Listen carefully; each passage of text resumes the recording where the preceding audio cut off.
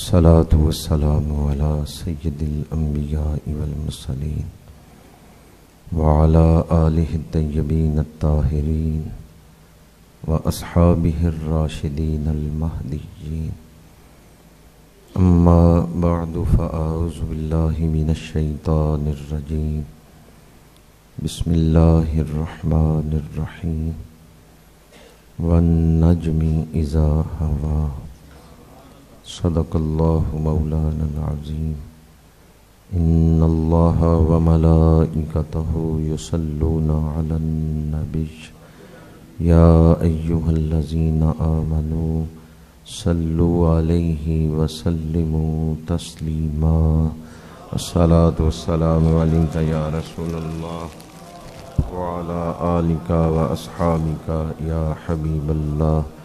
الصلاة والسلام عليك يا رسول الله وعلى آلك وأصحابك يا حبيب الله. تمام تعریفیں اس ذات کے لیے جس کے سوا کوئی عبادت کے لائق نہیں ہے. وہ خالق ہے اور باقی ہر شے اس کی مخلوق ہے. وہ بے نیاز ہے اور باقی ہر شے اس کی نیاز مند ہے. وہ الہ ہے اور باقی ہر شے عبد ہے. اس نے ہمیں وجود بخشا، بے شمار نعمتیں عطا فرمائیں، اور ان نعمتوں میں سب سے بڑی نعمت وجود مصطفیٰ ہے. بے شمار درود و سلام اس ہستی پاک پہ جن کا وجود ابتدا میں تخلیق کائنات کا باعث بنا، درمیان میں ہدایت اور تکمیل دین کا باعث بنا، اور آخر میں نجات کا باعث بنے گا. نگاہ عشق و مستی میں وہی اول وہی آخر. حمد و صلات کے بعد حضور کی آل پر، آپ کے اصحاب پر، آپ کی امت کے اولیاء پر اللہ بے شمار رحمتوں کا نزول فرمائے. دنیا میں ہمیں ان کے نقش قدم پر چلنے کی توفیق عطا فرمائے، اور آخرت میں ان صالحین کی معیت عطا فرمائے. آج 25 رجب المرجب ہے، اور 27ویں رات کو یعنی کل جو رات آ رہی ہے، اللہ کریم نے ہمارے آقا کریم صلی اللہ علیہ وآلہ وسلم کو معجزہ معراج عطا فرمایا. تمام نبیوں کے معجزات سے بڑھ کر یہ ایک معجزہ معراج ہے. اور حضور کو جو معجزات عطا کیے گئے ان میں بھی سوائے قرآن پاک کے سب سے بڑا معجزہ معراج ہے. جو معجزات حضور کو عطا کیے گئے ان میں سب سے بڑا معجزہ قرآن پاک ہے، اور قرآن پاک کے بعد سب سے بڑا معجزہ یہی واقعہ معراج ہے. یہ اتنا بڑا معجزہ ہے اور اتنی بڑی شانوں کا اظہار اس میں ہوا ہے. آج چند گھڑیاں معجزہ معراج کے حوالے سے گفتگو کروں گا. اللہ پاک حق گوئی کی توفیق عطا فرمائے. اللہ تعالیٰ نے پہلے نبیوں کو معجزات عطا فرمائے تو اس دور میں ان امتوں کے اندر، ان قوموں کے اندر جو کمالات پائے جاتے تھے، نبی کو اس وقت کے کمالات سے بڑھ کر کمالات عطا کیے جاتے تھے.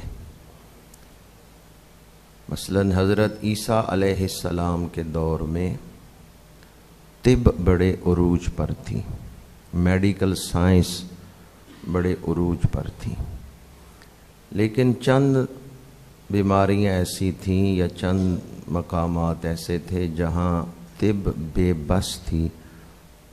طبیب کہتے تھے کہ ان کا کوئی علاج نہیں ہے. مثلاً پیدائشی نابینا، تو طبیب کہتے تھے ہم دوائی دے کے پیدائشی اندھے کو ٹھیک نہیں کر سکتے. اسی طرح جو بندہ مر گیا ہے ہم دوائیاں دے کے اس کو زندہ نہیں کر سکتے. یہاں طبیب عاجز تھے. تو جہاں طب نے گھٹنے ٹیک دیے وہاں اللہ نے اپنے نبی کو ایسی شانیں عطا فرمائی کہ آپ مردوں کو زندہ فرما رہے ہیں، پیدائشی اندھوں کو نظر دے رہے ہیں، اور آپ فرما رہے ہیں یہ اللہ کے اذن سے ہے، یہ اللہ نے مجھے شان عطا فرمائی ہے، تو تم مان لو کہ میں اللہ کا رسول بن کے آیا ہوں، مجھے اس نے بھیجا ہے۔ تمہارے پاس جن بیماریوں کے لیے کوئی دوائی نہیں ہے، میں ہاتھ لگاتا ہوں مرض دور ہو جاتا ہے، تو اللہ نے مجھے یہ شان عطا فرمائی۔ تو نبی اپنے وقت کے کمالات پر حاوی ہوتا ہے، نبی اپنے وقت کے کمالات سے آگے ہوتا ہے۔ حضرت موسیٰ علیہ السلام کے دور میں جادو بڑے عروج پر تھا، تو اللہ تعالیٰ نے حضرت موسیٰ علیہ السلام کو ایسے معجزات عطا فرمائے جن سے آپ نے جادو کا توڑ کر دیا، اور جادوگروں نے آپ کا کلمہ پڑھ لیا۔ فرعون کے دربار میں جادوگروں نے حضرت موسیٰ علیہ السلام کا کلمہ پڑھ لیا، حالانکہ انہیں جان کا خطرہ تھا، اور پھر انہیں شہید بھی کر دیا گیا۔ وہ شہید ہو گئے لیکن حضرت موسیٰ علیہ السلام کا کلمہ نہیں چھوڑا۔ ان جادوگروں نے حضرت موسیٰ علیہ السلام کے معجزات دیکھے تو وہ مان گئے کہ یہ اللہ کے نبی ہیں۔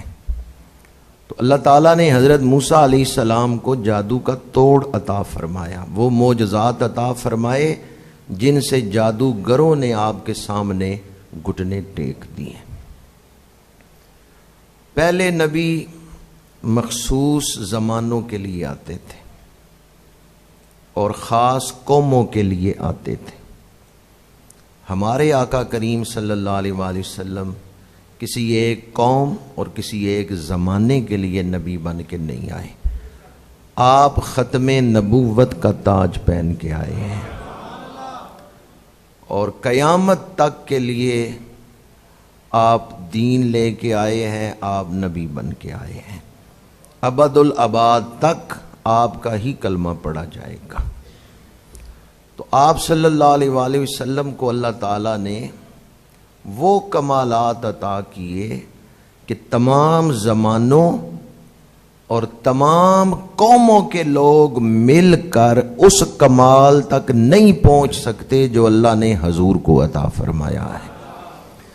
وہاں حضرت موسیٰ یا حضرت عیسیٰ علیہ السلام کے دور میں ایک قوم ہے اور ایک خاص زمانہ ہے، لیکن یہاں ایک قوم نہیں، یہاں ایک زمانہ نہیں، یہاں قیامت تک کا زمانہ، اور یہاں ساری قومیں، یہ ساری قومیں مل کر تمام زمانوں کے افراد اس کمال تک نہیں پہنچ سکتے جو اللہ نے اپنے محبوب کو عطا فرمایا ہے۔ اللہ جانتا تھا لوگ چاند پہ جانے کا دعویٰ کریں گے، لوگ ستاروں پہ کمندیں ڈالیں گے، اللہ نے اپنے محبوب کو معراج کروائی ہے، اور معراج میں حضور وہاں تک تشریف لے گئے ہیں کہ سائنسدان جتنی بھی ترقی کرتے رہے حضور سے پیچھے ہی رہے۔ نبی اپنے وقت کے کمالات پہ حاوی ہوتا ہے۔ میرے آقا کریم صلی اللہ علیہ وآلہ وسلم کو اللہ تعالیٰ نے ختم نبوت کا تاج پہنا کے ہمیشہ کے لیے نبی بنا کے بھیجا ہے۔ اب ہمیشہ آپ کا کلمہ ہی پڑھا جائے گا، تو اس لیے اللہ تعالیٰ نے تمام زمانوں اور تمام قوموں کے کمالات پر آپ کے کمال کو حاوی کر دیا ہے۔ لوگ چاند پہ یا ستاروں پہ جانے کی باتیں کریں گے، کہکشاں شب معراج حضور کے زیر پا ہے، اور پھر اللہ نے ایسے دلائل اور براہین قائم کر دیے ہیں کہ دنیا کو حضور کی معراج مانے بغیر چارہ نہیں ہے۔ ایسے دلائل، ایسے براہین معراج شریف پر قائم ہو چکے۔ میرے آقا کریم صلی اللہ علیہ وآلہ وسلم کو یہ جو معجزہ معراج عطا ہوا ہے، جوں جوں وقت گزرتا جائے گا، سائنس ترقی کرتی جائے گی، حضور کی شانیں ظاہر ہوتی جائیں گی، دنیا حضور کی عظمت کے آگے سر تسلیم خم کرتی جائے گی۔ فرش والے تیرے شوکت کا علو کیا جانے، خسروا عرش پہ اڑتا ہے پھریرا تیرا۔ میرے آقا کریم صلی اللہ علیہ وآلہ وسلم کو اللہ تعالیٰ نے معجزہ معراج عطا فرمایا، جو کہ صرف اس ایک خاص زمانے کے لیے ہی معجزہ نہیں ہے، بلکہ یہ قیامت تک آنے والے لوگوں کے لیے دعوت فکر ہے کہ آؤ اس نبی کا کلمہ پڑھو جو معیار ہدایت ہیں، معیار نجات ہیں۔ مصطفیٰ جان رحمت پہ لاکھوں سلام، شمع بزم ہدایت پہ لاکھوں سلام۔ جسے ہدایت ملی ہے اور جسے ہدایت ملے گی اسی بارگاہ سے ملے گی۔ معراج شریف کے حوالے سے قرآن پاک میں 2 مقامات پر بطور خاص معراج کو بیان کیا گیا، ایک تو 15ویں پارے کی پہلی آیت میں اور دوسرا سورہ والنجم میں۔ میں نے خطبہ کے دوران جو آیت مبارکہ تلاوت کی ہے اس کا تعلق سورہ والنجم سے ہے۔ والنجم اذا ہوا، قسم ہے چمکتے ہوئے تارے محمد کی صلی اللہ علیہ وآلہ وسلم جب وہ معراج پر آئے، جب وہ معراج پہ تشریف لے گئے۔ اور ہوا ایسا لفظ ہے جو لفظ مشترک ہے، اس میں بلندی پہ چڑھنے کا معنی بھی ہے، اترنے کا معنی بھی ہے۔ تو یہ معنی بھی کیا جا سکتا ہے کہ قسم ہے چمکتے ہوئے تارے سیدنا محمد صلی اللہ علیہ وآلہ وسلم کی جب وہ معراج سے واپس آئے۔ حضرت امام جعفر صادق رضی اللہ تعالیٰ عنہ وہ فرماتے ہیں النجم ہوا محمد صلی اللہ علیہ وآلہ وسلم، کہ یہاں جو لفظ نجم آیا ہے اس سے حضور مراد ہے۔ اللہ نے حضور کی قسم بیان کی ہے۔ نجم تارے کو کہتے ہیں، لیکن نجم کا جو لغوی معنی ہے وہ ہے ظاہر ہونا۔ بچے کے دانت نکلتے ہیں تو عرب لوگ کہتے ہیں نجمت السن، دانت ظاہر ہوئے۔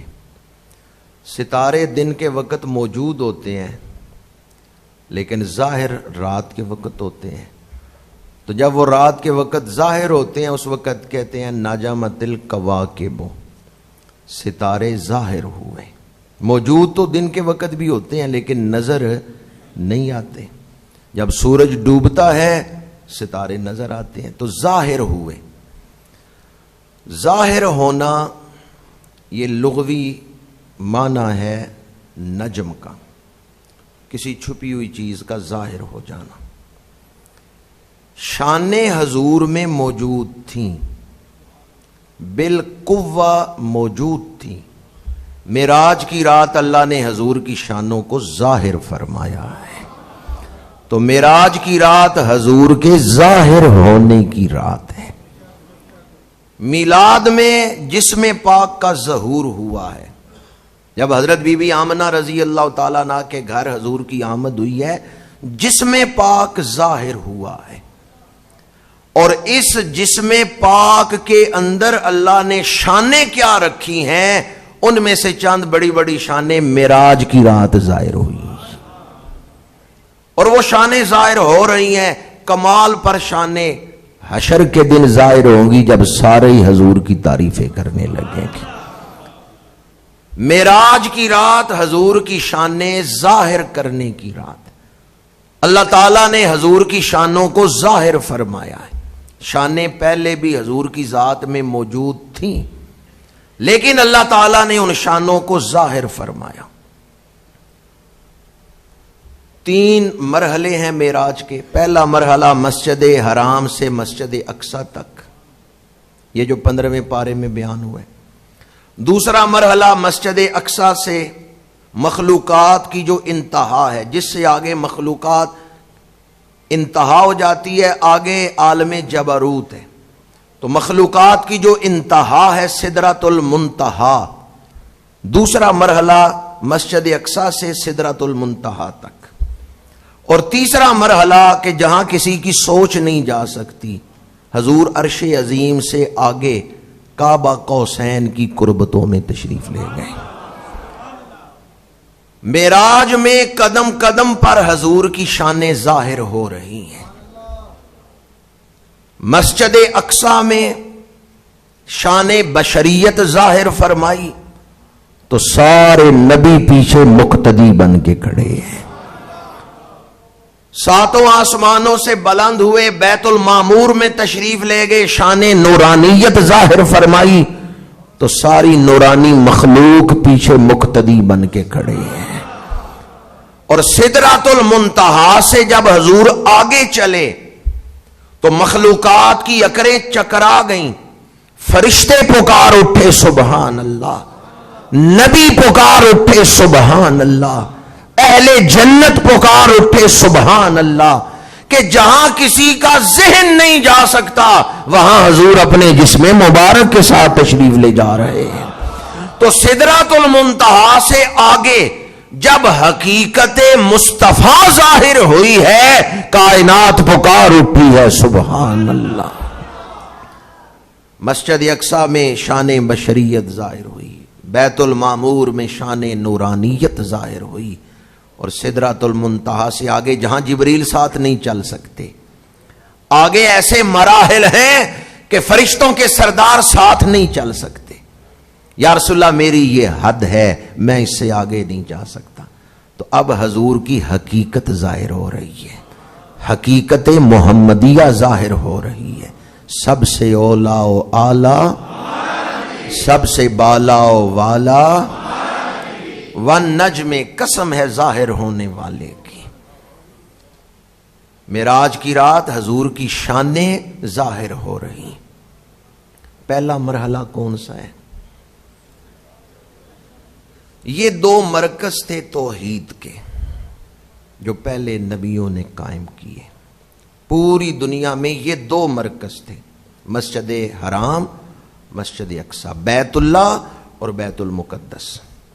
लेकिन दोनों पे जो कब्जा था उस वक़्त वो गैर मुस्लिमों का था। यहाँ बुत पड़े हुए हैं, वहाँ भी ईसाइयों और यहूदियों के मामलात चल रहे हैं। मेरे आका करीम को मस्जिद हराम से मस्जिद अक्सा तक इसलिए सैर करवाई गई कि दुनिया पर जाहिर कर दिया जाए जो इन दोनों घरों के असल वारिस हैं वो आ गए। जिस मकसद के लिए ये दोनों घर बनाए गए थे अब वो मकसद पूरा होने वाला है। अब ये घर उसी मकसद के लिए इस्तेमाल होंगे जिस मकसद के लिए बनाए गए थे। फिर मक्का फतह हुआ, हजूर ने बुत निकाले, आज तक वहां खुदाए वाहिद को सजदा किया जा रहा है। बैतुल मुकद्दस हजरत फारूक आजम ने फतह किया और वो फतह असल में हजूर ही की फतह है। फतह हजूर को अता की गई है, जाहिर फारूक आजम के हाथों से हुई। और फिर कितना अरसा मुसलमानों ने बैतुल मुकद्दस में खुदाए वाहिद को सजदा किया है। सुल्तान सलाहुद्दीन अय्यूबी, उसके दौर में कितनी सदियां, जब सुल्तान सलाहुद्दीन अय्यूबी ने फतह किया है उसके बाद मुसलमान कितना अरसा बैतुल मुकद्दस में खुदाए वाहिद को सजदा करते रहे हैं। तो मस्जिद हराम से मस्जिद अक्सा तक जो हजूर की सैर है उसमें एक इशारा ये था, ये घर बनाए गए खुदाए वाहिद की इबादत के लिए। इन घरों के असल वारिस आ गए, और इन घरों के असल वारिस कौन है? मेरे और आपके आका करीम। इसलिए हजूर मस्जिद हराम में 2 नफल पढ़ के गए हैं और मस्जिद अक्सा में जाके आपने नबियों को 2 रकातें पढ़ाई हैं। दोनों में उस रात आपने नमाज अदा की है। मस्जिद हराम में भी नमाज अदा की है और मस्जिद अक्सा में भी नमाज अदा की। पहला मरहला जो है हजूर की शानें जाहिर हो रही हैं। वन नज्म कसम है जाहिर होने वाले की। चूँकि मेराज अक्सर एक अरसे से बयान कर रहा हूँ तो इसलिए वाक़यात को तरतीब से नहीं बयान कर रहा, सिर्फ वन नज्म के हवाले से ही ये बात अर्ज़ कर रहा हूँ कि हजूर की शानें किस तरह जाहिर हुई। जिब्रील कदम चूम रहे हैं तो क्या हो रहा है? हजूर की शानें जाहिर हो। शक्के सदर हो रहा है तो हजूर की शानें, चुप कर मेहरे अली इथे جا نہیں، دل مبارک سونے کی تھالی میں پڑا ہوا ہے اور حضور دیکھ رہے ہیں.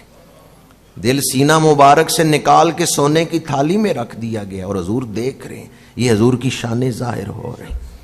پھر براق پہ حضور نے سواری فرمائی، یہ بھی حضور کی شان ہے. براق پہ بیٹھنا، سواری کرنا، یعنی جو جنتی سواری ہے حضور نے دنیا میں اسے استعمال فرمایا ہے.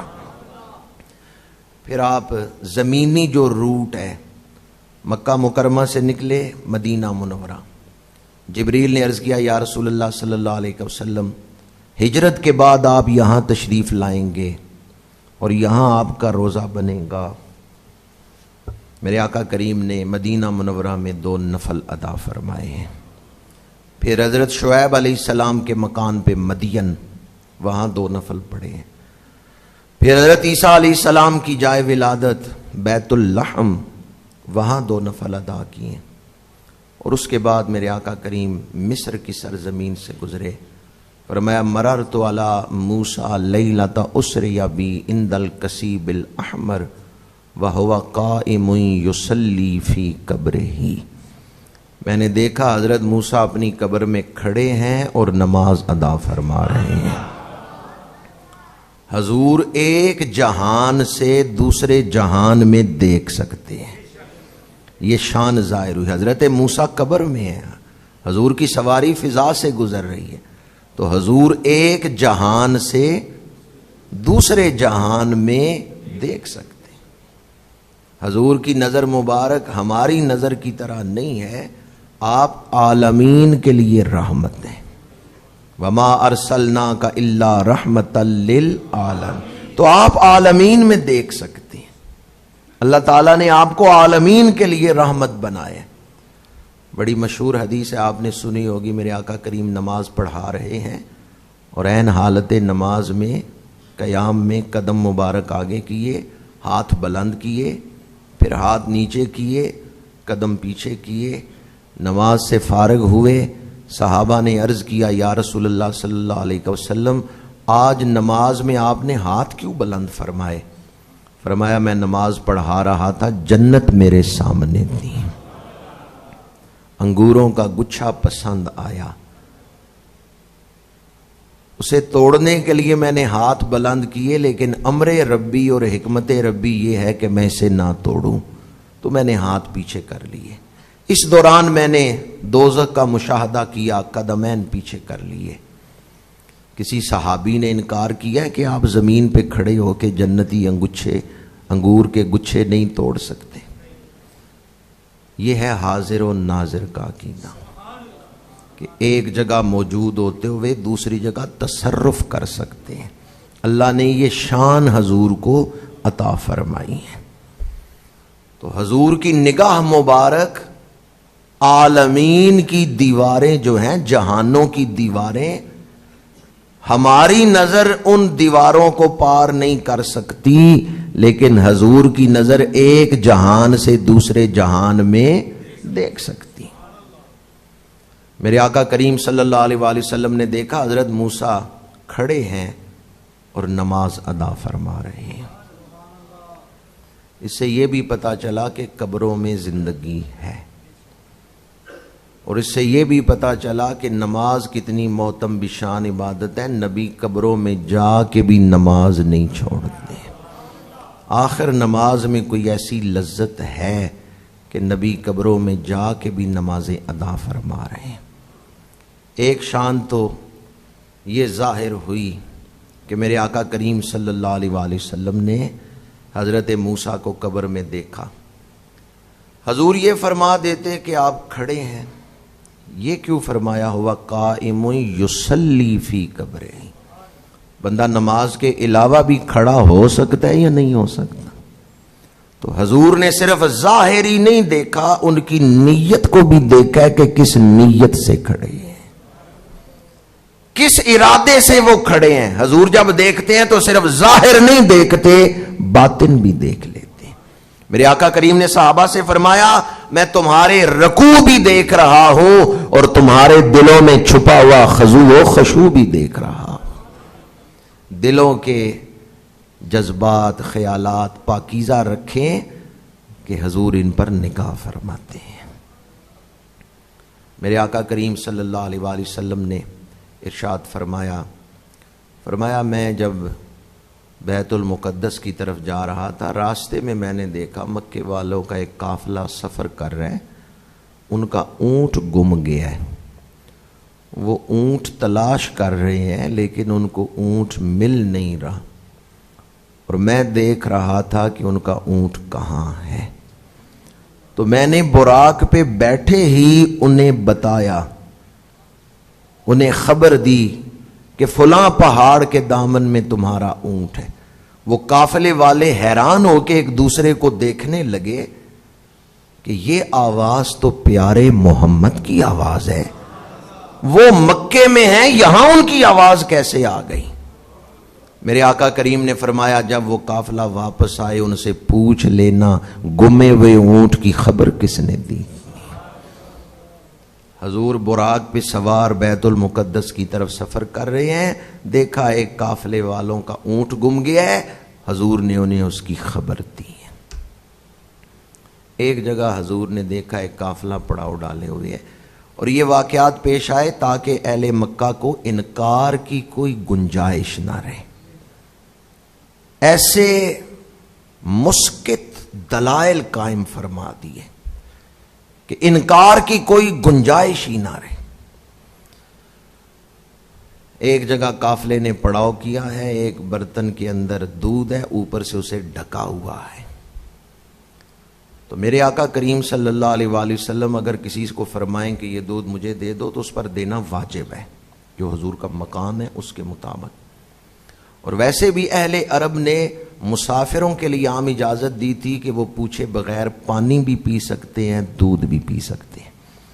تو میرے آقا کریم نے نشانی قائم فرمانے کے لیے وہ برتن جس سے ڈھکا ہوا تھا وہ ڈھکنا اٹھایا ہے اور پیالے کو اٹھا کے دودھ استعمال فرمائے۔ اور بعض روایتوں میں ہے کہ آپ نے خود استعمال نہیں فرمایا، وہ دودھ گر گیا ہے، اسے برتن کو خالی کر دیا، اور بعض میں ہے کہ آپ نے اسے استعمال فرمایا، اسے خالی کر کے پھر اس کے اوپر اسی طرح ڈھکنا رکھ دیا۔ فرمایا جب وہ قافلے والے آئیں تو ان سے پوچھنا کہ وہ خالی برتن دیکھ کے حیران ہوئے تھے یا نہیں کہ یہ دودھ کہاں گیا ہے۔ یہ واقعہ بھی جاتے ہوئے سفر میں پیش آیا ہے کہ میرے آقا کریم صلی اللہ علیہ وآلہ وسلم نے اہل قافلہ پر ایک نشانی قائم فرمائی۔ میرے آقا کریم بیت المقدس تشریف لائے تو تمام نبی استقبال کے لیے کھڑے ہیں۔ پھر حضور نے نبیوں کو نماز پڑھائی، آپ کی پشت کے پیچھے حضرت ابراہیم، دائیں حضرت اسماعیل، بائیں حضرت اسحاق کھڑے ہیں۔ نماز سے فارغ ہوئے، انبیاء نے خطبے دیے، پھر میرے آقا کریم نے خطبہ دیا۔ حضور خطبہ دیں تو نبی بیٹھ کے سنتے ہیں۔ انا خطیب الانبیاء ولا فخر، حضور نے فرمایا میں نبیوں کا خطیب ہوں۔ جب خطبات سے فارغ ہوئے تو حضرت ابراہیم علیہ السلام نے اٹھ کے فرمایا اے گروہ انبیاء سنو، جو شان اللہ نے اپنے محبوب کو عطا فرمائی ہے وہ کسی کو نہیں عطا فرمائی۔ سب سے اولا و اعلیٰ، سب سے بالا و والا، یہ حضور کی شان ظاہر ہو رہی۔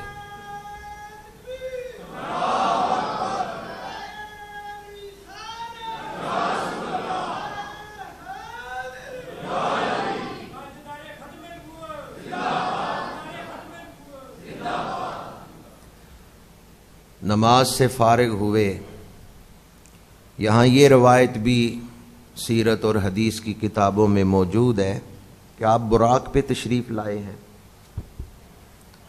براق کو اس کڑے سے باندھا گیا ہے جو کڑا پہلے نبیوں کی سواریوں کے لیے تھا، جس سے وہ اپنی سواریاں باندھتے تھے، اور بعض اگر اسے نہ باندھتے تو کیا اس نے بھاگ جانا تھا؟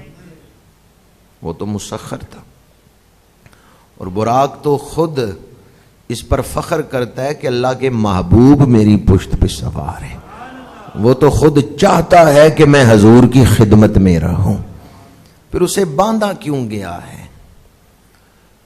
جب کسی کام کا آپ کے لیے ہونا یقینی ہو پھر بھی تدبیر اختیار کریں، یہ نہیں کہ آپ تدبیر چھوڑ دیں۔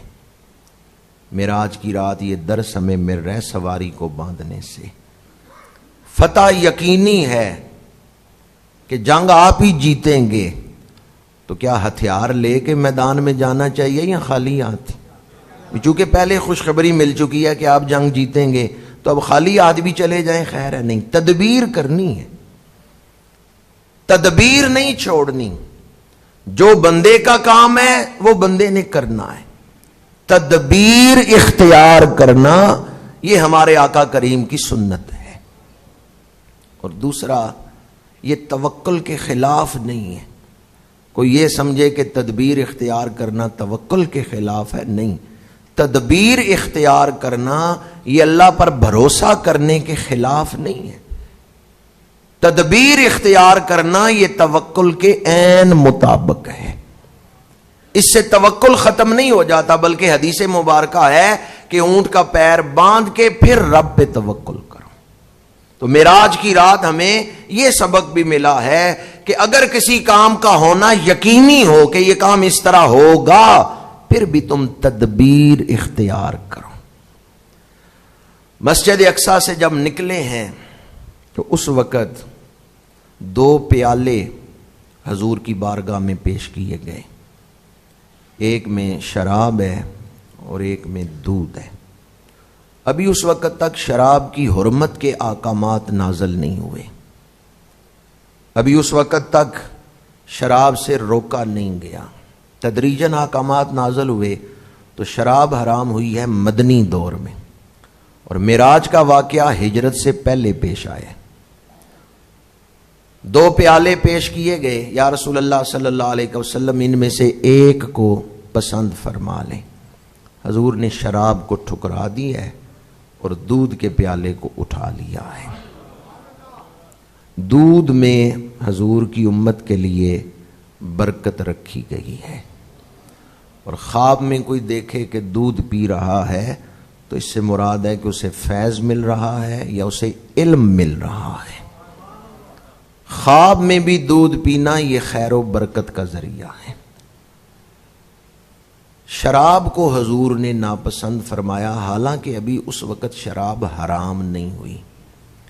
جس چیز نے آئندہ حرام ہونا ہے، کئی سالوں کے بعد اسے حرام قرار دیا جانا ہے، میرے آقا کریم نے پہلے ہی اس کو ناپسند فرمایا ہے۔ تو اس سے پتہ چلتا ہے حضور کی طبیعت پاک ہے، حضور کی طبیعت خلقت مبرأ من کل عیب کأنک قد خلقت کما تشاء۔ وہ کمال حسن حضور ہے کہ گمان نقص جہاں نہیں، گمان نقص جہاں نہیں، گمان بھی نہیں کیا جا سکتا کہ یہاں کوئی عیب ہوگا، نقص کا گمان بھی نہیں ہو سکتا، اتنا کامل حسن اللہ نے حضور کو عطا فرمایا ہے۔ تو آپ کی طبیعت پاک ہے، کوئی عیب کوئی نجاست آپ کے قریب نہیں آ سکتی۔ ہمارا ملک پاکستان اسلام کے نام پر قائم ہوا ہے۔ کل کی بات ہے، 2 دن پہلے کی بات ہے، سینٹ میں بحث ہو رہی تھی اور ایک سینیٹر نے پاکستان کے سینٹ کے فلور پر یہ بات کی ہے، اور اخبارات میں آ چکی ہے، کل کی اخبار میں ہے کہ پاکستان میں روزانہ 2 کروڑ کی شراب استعمال ہوتی ہے۔ اس وقت کی جو رپورٹ ہے، پاکستان میں روزانہ 2 کروڑ روپیہ شراب پہ خرچ ہو رہا ہے۔ یہ وہ شراب ہے جو پرمٹ کے طور پر جس کی اجازت حکومت نے دی ہوئی ہے۔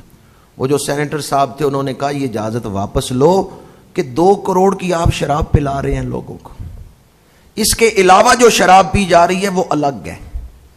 یہ 2 کروڑ کی شراب وہ ہے جو حکومت کی اجازت سے استعمال ہو رہی ہے، جس کا پرمٹ دیا ہوا ہے حکومت نے۔ تو مہینے میں کتنے ہو گئے؟ ساتھ چلے نہ پتہ چلے آپ غور سے سن رہے ہیں. اگر روزانہ 2 کروڑ ہو تو 30 دنوں میں ملک کا حال کیا ہے. اور 60 کروڑ ہر مہینے ہم خرچ کر رہے ہیں اپنے مہمانوں کو شراب پلانے پر. اس حال میں بھی ہم 60 کروڑ روپیہ خرچ کر رہے ہیں اپنے مہمانوں کو شراب پلانے پر. مہینے کا 60 کروڑ روپیہ شراب پہ خرچ ہو رہا ہے. اللہ کے عذاب کو خود دعوت دے رہے ہیں اور پھر کہتے ہیں ہماری دعائیں کیوں نہیں قبول ہوتی. آپ کا کیا خیال ہے, حکومت یہ شراب پلاتی رہے یا اسے روکنا چاہیے؟ گجرات کے غیور مسلمان بادشاہ اور مسلمان بھی اس کا مطالبہ کرتے ہیں کہ جو حکومتی سطح پہ شراب پلائی جا رہی ہے مہمانوں کو, ہم غریبوں کے ٹیکسوں سے خدا را شراب نہ پلائیں. اور اگر آپ پلاتے ہیں تو اللہ کی بارگاہ میں آپ جو جواب دیں ہیں ہمارا اس سے کوئی تعلق. یہ اس لیے ضروری ہے اعلان برات کرنا کہ اگر حکومت 2 کروڑ کی شراب پلا رہی ہے یا سرکاری محکموں میں اتنی شراب روز خرچ ہو رہی ہے, ٹیکس ہمارے ہیں تو ہم بھی اس ملک کے باشندے ہیں, ہم اعلان برات کرتے ہیں کہ ہمارا اس عمل سے کوئی تعلق یا ہم اس پہ راضی. شراب کی برائیوں میں سے ایک برائی یہ ہے کہ جو آدمی شراب پیے توبہ نہ کرے, اندیشہ ہے مرتے دم کلمہ نصیب نہیں ہوگا. اندیشہ ہے کہ مرتے دم ایمان ختم ہو جائے, بندہ کفر پہ مرے گا. ہماری سب سے بڑی دولت ایمان ہے, اور وہ مشروب یا وہ خوراک کتنی بری ہے جو ہم سے ایمان ہی چھین لے. جب بندہ شراب پیتا ہے عقل پہ پردہ پڑ جاتا ہے. عقل جو ہے وہ انسان کو دوسری مخلوقات سے ممتاز بناتی ہے. چوپایوں میں انسان میں فرق عقل کا ہے. جو عقل اللہ نے انسان کو عطا کی ہے وہ دوسری مخلوقات میں نہیں ہے. اللہ نے انسان کو اشرف المخلوقات بنایا تو جو چیزیں انسان میں رکھی ہیں جو وجہ امتیاز ہیں ان میں سے ایک چیز یہ عقل ہے. اور شرعی احکامات کا جو انسان مکلف ہوتا ہے اس میں بھی وجہ عقل ہی ہے. عقل بتاتی ہے یہ ماں ہے, یہ بہن ہے, یہ بیٹی ہے. اور جب عقل پہ پردہ پڑ جائے پھر ماں بہن کا فرق ختم ہو جاتا ہے. جب آدمی شراب کے نشے میں ہوتا ہے عقل پہ پردہ پڑ گیا پھر ماں بہن کا فرق ہی نہیں پتہ چلتا. کتنے قتل ایسے ہیں جو نشے کی وجہ سے ہوتے ہیں کہ بندے نے نشہ کیا ہے, نشے میں قتل کر دیے. اور کتنے ڈاکے اور چوریاں ایسی ہیں جن کا سبب یہ نشہ ہے کہ بندہ نشے میں ہے, اس نے اپنی ضروریات پوری کرنی ہے نشئی نے, تو پھر وہ ڈاکے ڈالتا ہے, پھر وہ چوریاں کرتا ہے. کتنی برائیوں کی جڑ یہ نشہ ہے. اور معراج کی رات میرے آقا کریم نے شراب کو ناپسند فرمایا ہے. اور پسند کس کو کیا ہے؟ حلال کو پسند کیا ہے, حرام کو ناپسند کیا. یہ انسان جو ہے نا اس کو سمجھنا, من عرف نفسہ فقد عرف ربہ, جو اپنے آپ کو پہچان لے وہ اپنے رب کو پہچان لیتا ہے. آج کا انسان یا کالجوں یونیورسٹیوں میں پڑھنے والے میرے عزیز طلباء وہ یہ تو جانتے ہیں کہ کون سی 2 گیسیں ملیں تو پانی بنتا ہے. وہ پانی کا فارمولہ تو جانتے ہیں کہ کون سی 2 گیسیں ملیں تو پانی بنتا ہے, لیکن انہیں یہ نہیں پتا کہ کون سی چیزیں ملیں تو انسان بنتا ہے. ایک ہے اس کا جسم, ایک ہے اس کا باطن. تو اصل کیا ہے, ظاہر یا باطن؟ ظاہر کی اپنی ایک اہمیت ہے, اس سے انکار نہیں. انسان کسے کہتے ہیں؟ جسم اور روح دونوں کو ملائیں تو انسان ہے. لیکن اس میں جو حقیقت ہے نا وہ باطن ہے. ورنہ جسم اونٹ کا بڑا ہے, جسم ہاتھی کا بڑا ہے, طاقت اونٹ میں زیادہ ہے. بیل کا پیٹ آپ کے پیٹ سے بڑا ہے لیکن شان کس کی زیادہ ہے؟ پیٹ تو ہاتھی کا بڑا ہے, طاقت ہاتھی میں بڑی ہے, اونٹ میں بڑی طاقت ہے, لیکن شان آپ کی زیادہ ہے. تو وہ جسم کی وجہ سے ہے یا روح کی وجہ سے؟ وہ باطن کی وجہ سے. اپنے من میں ڈوب کر پا جا سراغ زندگی. اپنے اندر ڈوب کے دیکھیں زندگی کیا ہے. انسان کے باطن میں 7 چیزیں رکھی گئی ہیں. یہ تو ویسے تصوف کا موضوع ہے، میں اس میں ایک چیز عرض کرنا چاہتا ہوں. وہ جو 7 مخلوقات انسان کے باطن میں ہے نا، جن کو ملائیں تو باطن بنتا ہے، ان میں ایک چیز ہے نفس. اور نفس جو ہے اگر اس کی اصلاح نہ کریں یہ آپ کو دوزخ کی طرف لے جائے گا. نفس کے اندر نفس ناری بھی ہوتا ہے، نوری بھی ہوتا ہے. جب نفس کی ہو جائے اصلاح اور بن جائے نفس مطمئنہ. کون سا نفس؟ جیسے مچھلی کو پانی کے بغیر سکون نہیں، جسے اللہ کے ذکر کے بغیر سکون نہیں، وہ بن گیا نفس مطمئنہ. اب وہ اس مقام پہ ہے یا ایتھا النفس المطمئنہ ارجعی الی ربک راضیۃ مرضیہ. لیکن جب تک انسان کے اندر وہ نفس مطمئنہ نہیں بنتا، اس وقت تک انسان کے اندر آگ ہے. نفس کیا ہے؟ آگ ہے. نفس کیا ہے؟ نفس امارہ آگ ہے. یہ آپ کو آگ کی طرف کھینچے گا، گناہوں کی طرف کھینچے گا، برائی کی طرف کھینچے گا. 40 دن حرام کھائیں تو آپ کے اندر جو آگ بھری جاتی ہے نا، آپ ایک نظر غیر محرم پہ ڈالیں وہ آگ آ جاتی ہے. دوبارہ عرض کر رہا ہوں، ذرا غور سے سنیں. 40 دن رزق حرام کھانے سے جو آگ انسان کے باطن میں بھری جاتی ہے، جب آپ کسی غیر محرم سے ایک دفعہ رابطہ کرتے ہیں، وہ جو 40 دن کے حرام کھانے سے اندر آگ بھری جانی تھی وہ ایک رابطے سے آ جاتی ہے. اور یہ رابطہ کس کا تقاضا ہے؟ یہ اس نفس امارہ کا تقاضا ہے جو آپ کو اندر سے کہتا ہے نا محرم کو دیکھو، نا محرم سے رابطہ کرو، کوئی گانا سنو، کوئی ڈرامہ دیکھو، کوئی فلم دیکھو. یہ جو آپ کے اندر تقاضا ہے ڈرامہ دیکھنے کا، فلم دیکھنے کا، یہ وہ نفس امارہ ہے. جنت میں جائیں گے قیامت کے بعد، لیکن جنت کی زندگی شروع اس دنیا سے ہی کرنی ہے. جنت کی زندگی اور دوزخ کی زندگی شروع اس دنیا سے ہی ہوتی ہے. جائیں گے تو موت کے بعد کہ قبر جنت کا باغ بن گئی یا دوزخ کا گڑھا، اور قیامت کے دن حساب کتاب ہوگا. اس کے بعد پھر خوش نصیب جنت میں، بد نصیب دوزخ میں جائیں گے. لیکن جنتی اور دوزخی زندگی شروع کہاں سے کرنی ہے؟ دنیا سے، قبر سے نہیں.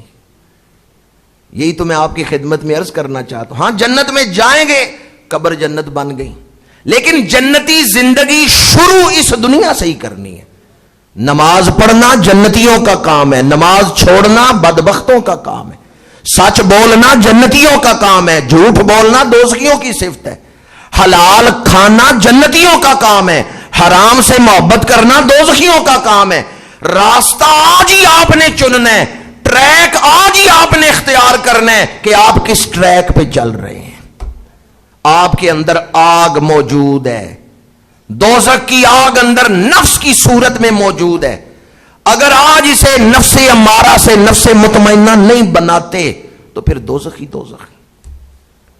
اور اگر آج آپ نفس امارہ کو نفس مطمئنہ میں بدل لیتے ہیں تو پھر جنت ہی جنت ہے. باج فقیراں کسے نہیں ماریا، ظالم چور اندر داہو. حضرت سلطان باہو رحمت اللہ تعالی علیہ فرماتے ہیں اولیاء کرام کی صحبت سے ہی یہ جو نفس امارہ ہے اس کی اصلاح کا جذبہ پیدا ہوتا ہے. نفس امارہ کی اصلاح ہمارے اوپر فرض ہے. شرعی حیثیت بیان کر رہا ہوں. نماز فرض ہے، روزہ فرض ہے، صاحب استطاعت پہ زندگی میں ایک دفعہ حج.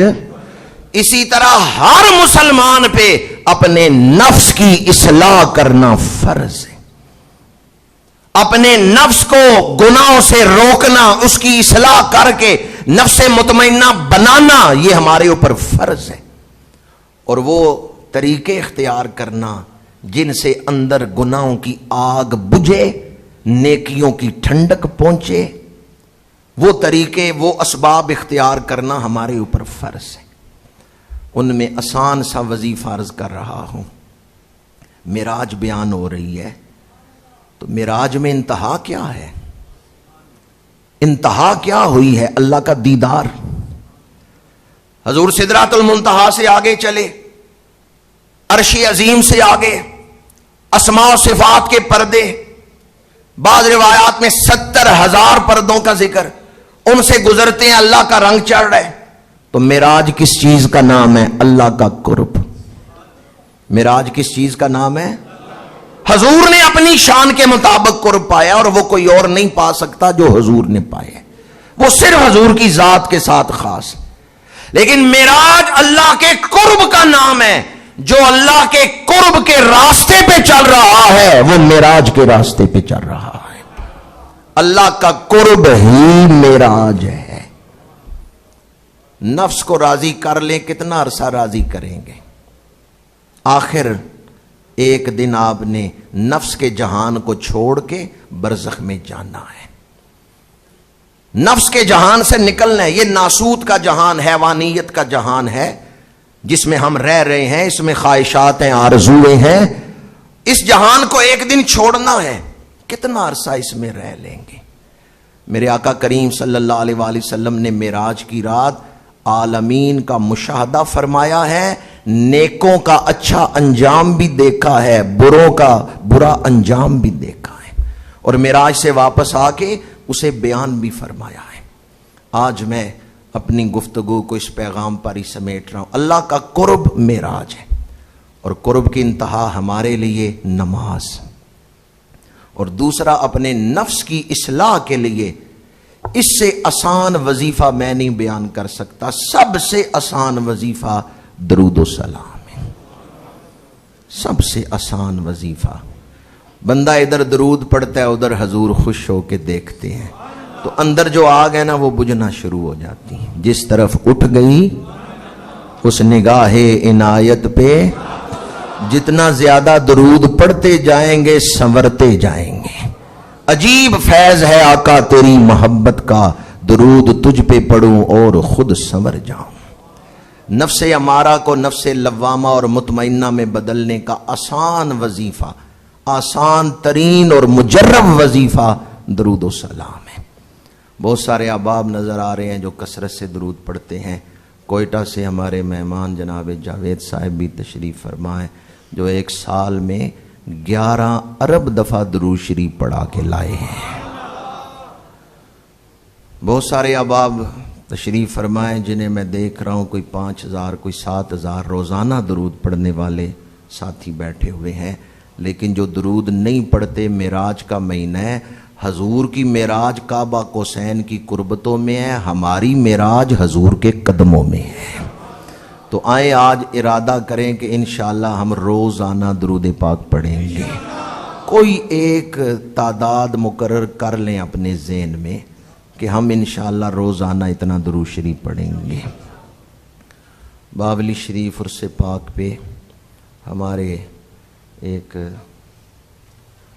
محبت کرنے والے ساتھی ڈیو ضلع منڈی بہاؤالدین چودھری محمد سلیم لنگڑیال صاحب عرس پاک میں شامل ہوئے، لیکن دوسری رات جب وہ واپس منڈی بہاؤالدین آئے ہیں اپنے آفس میں، وہاں ایجوکیشن میں وہ سب سے بڑے افسر تھے، ڈیو تھے، تو دفتر میں انہیں اچانک ہارٹ اٹیک ہوا اور کرسی پہ بیٹھے ان کا وصال ہو گیا۔ میں نے جب عرس کے بعد ان کے وصال کی خبر سنی تو یقین جانیے کہ جیسے زلزلے سے زمین ہلتی ہے، ان کے اچانک وصال سے کہ دن کو تو وہ مجھے عرس مبارک میں ملے تھے۔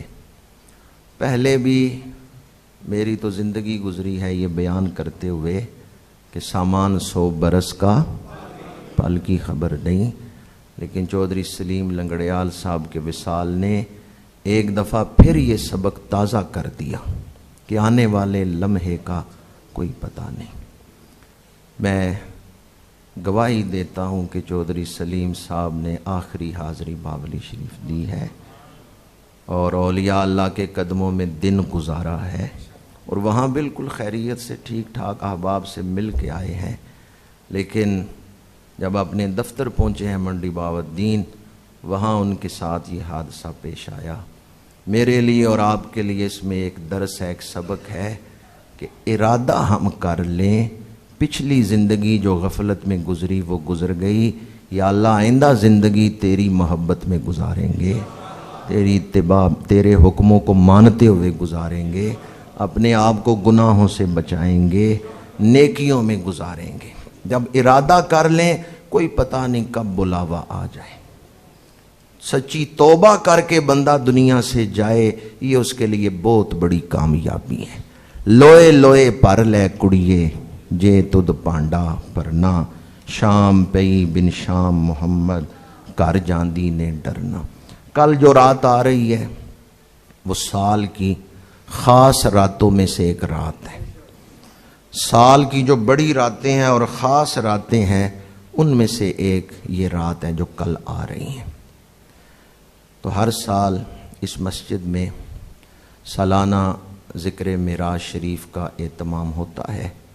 سچے لوگوں کی نقل کرتے ہوئے ہم بیٹھ جاتے ہیں، چونکہ کئی اولیاء کرام کے معمولات میں رہا ہے وہ اس رات ذکر معراج کرتے تھے اور حضور انہیں اپنا دیدار عطا فرماتے تھے۔ تو ہم بھی ان سچے لوگوں کی نقل میں اس رات یہاں بیٹھتے ہیں۔ آپ کی خدمت میں میں گزارش کروں گا، ارادہ کریں یہ رات ہم نے درود شریف پڑھتے ہوئے گزارنی ہے۔ یہ جو ذکر کیا جائے گا، نعتیں پڑھی جائیں گی، یہ تو غفلت سے نکالنے کا ایک وظیفہ ہے، ورنہ زبانیں درود شریف پڑھتی رہیں۔ تو کل عشاء کے بعد سالانہ ذکر معراج شریف کی محفل اسی مسجد سیدنا صدیق اکبر میں ہو رہی ہے۔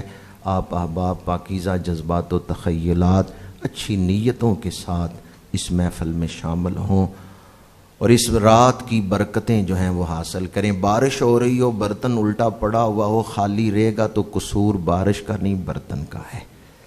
تو کل رات اپنے دلوں کو اللہ کی طرف متوجہ کر کے سائل اور طالب بن کے اس کی بارگاہ میں جھولیاں پھیلائیں، انشاءاللہ ہر جھولی رحمت سے بھر دی جائے گی۔